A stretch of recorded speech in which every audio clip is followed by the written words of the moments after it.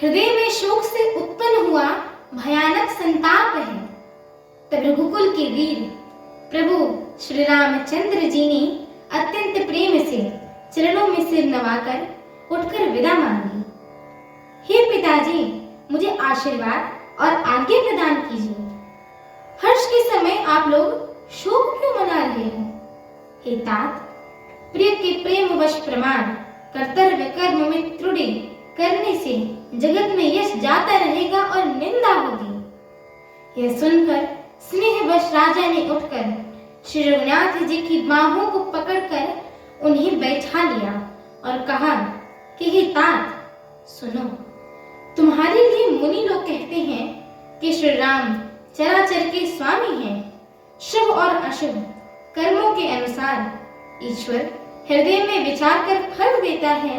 जो कर्म करता है वही फल पाता है, ऐसी वेद की नीति कही गई है। ये हर कोई कहते हैं, किंतु इस अवसर पर तो इसके विपरीत ही हो रहा है। अपराध करे कोई ही करे और उसके फल भोग कोई और ही पावे। भगवान की लीला बड़ी ही विचित्र है। उसे जानने योग्य जगत में कौन हुआ है?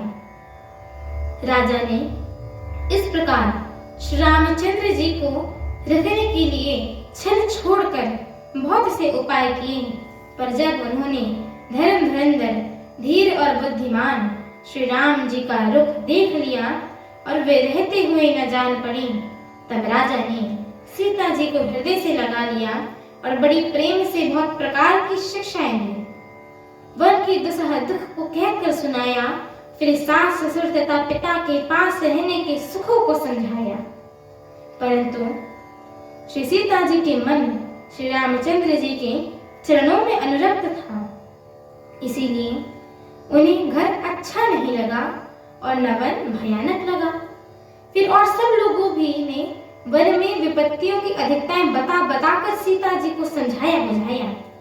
मंत्री सुमंत्र की पत्नी और गुरु वशिष्ठ जी की स्त्री अरुंधति जी ने तथा और भी चतुर स्त्रियां स्नेह के साथ कोमल वाणी से कहती हैं कि हे सीते, तुमको तो राजा ने वनवास नहीं दिया है, इसीलिए जो ससुर गुरु और सास कहे तुम वही करो। यह शीतल हितकारी मधुर और कोमल सीख सुनने पर सीता जी को अच्छी नहीं लगती है।